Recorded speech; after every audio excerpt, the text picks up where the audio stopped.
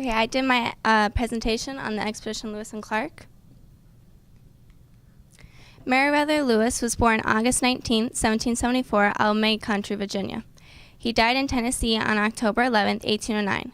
He was educated at Washington and Lee University and soon became Thomas Jefferson's protege. Jefferson asked Lewis to become his private secretary in the election of 1800. The families of Lewis's dad and mom were both well known to Jefferson. William Clark was born August 1, 1770 in Caroline County, Virginia, and died September 1, 1838 in St. Louis, Missouri. Enlisting at 19 in 1794, Meriwether Lewis served in Kentucky, Pennsylvania, Michigan, and Ohio. He first served in the militia and then to the U.S. Army. During this time, he met and befriended one of his commanding officers, William Clark. What started it all? In 1803, Thomas Jefferson bought the Louisiana Purchase, which stretched out from the west of the Mississippi River to the Rocky Mountains. However, Jefferson didn't really know what he exactly bought. He only knew that this could mean a bigger westward expansion for the Americas. So on January 18, 1803, President Jefferson sent a confidential letter to Congress asking for $2,500 to fund an expedition to the Pacific Ocean. He hoped to establish trade with the Native American people of the West and find a water route to the Pacific called the Northwest Passage. Jefferson also was fascinated by the prospects of what could be learned about the geography of the West and the lives and languages of the Native Americans. Jefferson asked Lewis to command the expedition, and Lewis wrote a letter to Clark asking Clark to share the command. Thomas Jefferson later called this expedition the Corps of Discovery. The mission was to observe, collect, document, and classify, and to open up diplomatic relations between the U.S. and Indians.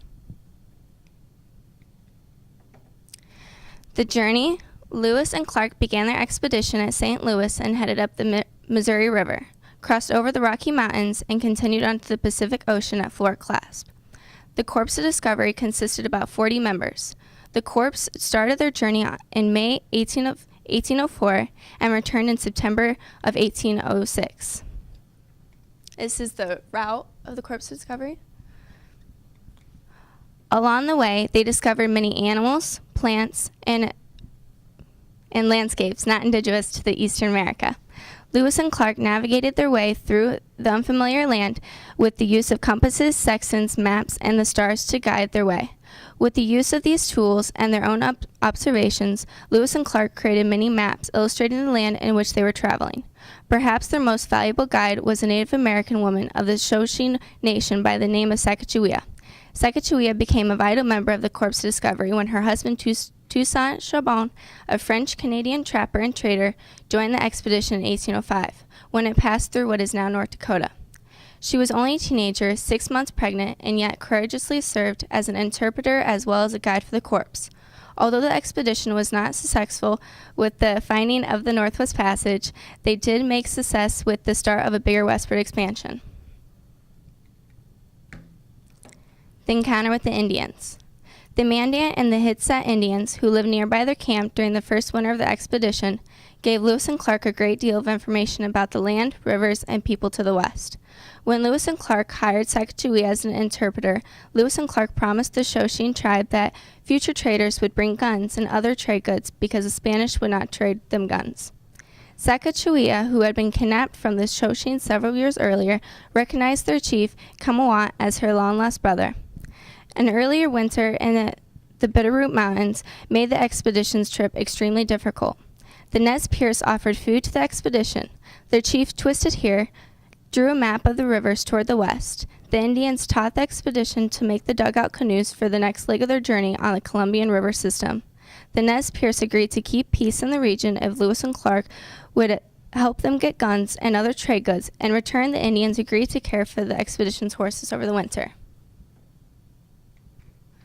After the expedition. Upon returning from the expedition, Lewis and Clark were treated like heroes. In 1806, Jefferson appointed Lewis governor of the Louisiana Territory. Taking up his post nearly 2 years later, Lewis faced challenges and almost immediately. Personality conflicts, political differences, and questions about the appropriation of government funds all contributed to the difficulties. Hoping to resolve the financial questions, Lewis set out for Washington, D.C. in late 1809. The melancholy Lewis experienced throughout his life reappeared to such an extent that his traveling companions were worried about Lewis's safety. On October 11, 1809, Lewis died in his lodgings in Tennessee. Although questions remain, it is generally believed that he died at his own hand.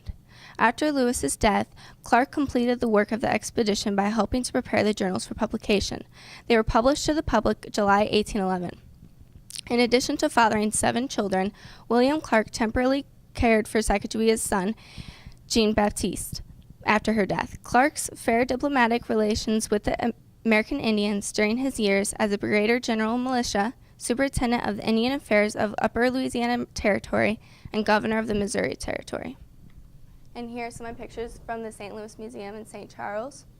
There's a statue of Lewis and Clark and their Newfoundland dog, Seaman. And then those are some artifacts. And the picture on the far right are like a picture of the compasses. And actually, I think it was William Clark's razor that he used on the trip and a pair of glasses.